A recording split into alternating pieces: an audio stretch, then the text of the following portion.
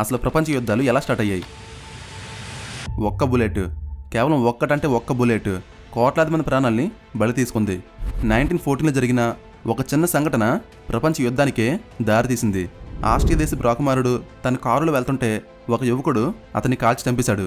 అంతే, ఆ ఒక్క హత్యతో దేశాల మధ్య ఉన్న పాతపగలన్నీ బయటకు వచ్చాయి.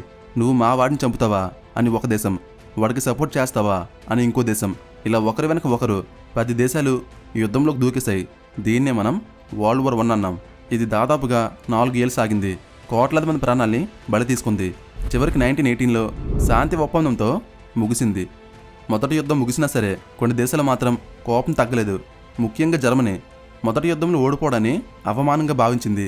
ఆ కసి నుంచి పుట్టుకొచ్చాడు హిట్లర్.